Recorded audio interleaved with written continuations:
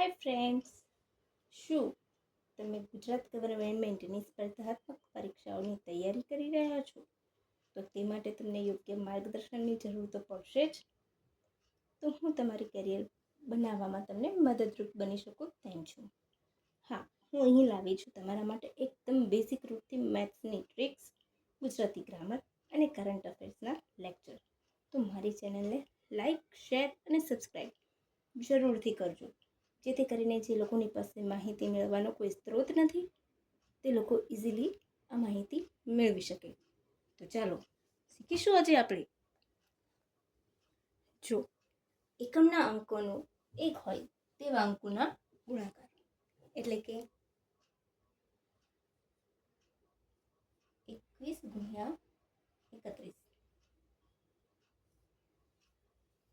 આપણે સામાન્ય રીતે જે સ્કૂલમાં શીખ્યા છીએ એ રીતે ગુણાકાર કરીએ તો એમાં કમસે કમ 1 મિનિટ જાય છે.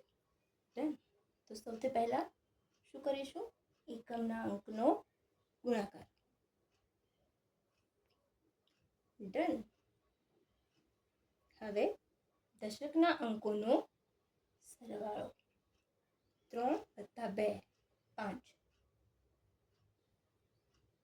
હવે આ બંનેના દશકના જે અંકો છે તેનો ગુણાકાર.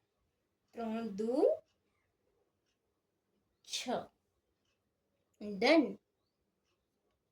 પછી 41 51.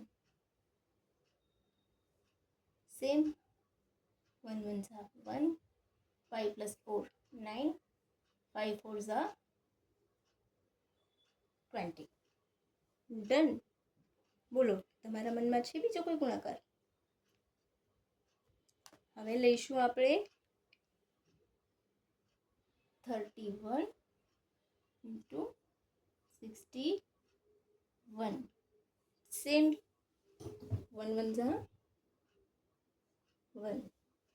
6 + 3 = 9. 6 × 3 = 80. ડન. હવે 41 /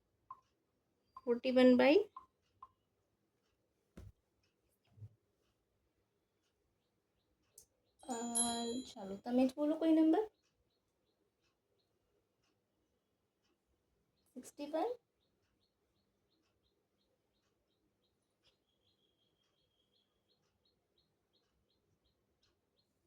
70. ડન. 1 × 1 = 1. 6 + 7 = 13. Of 2 digits.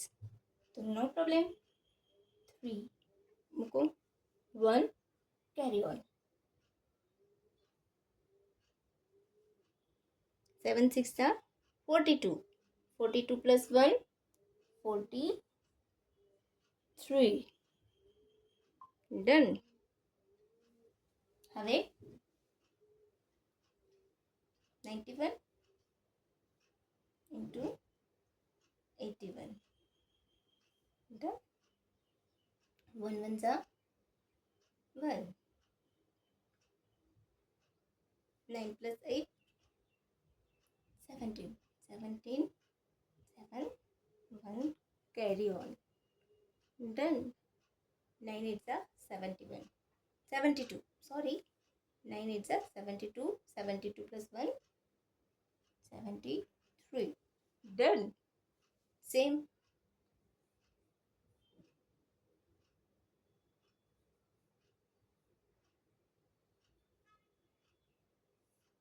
1 1 = 1.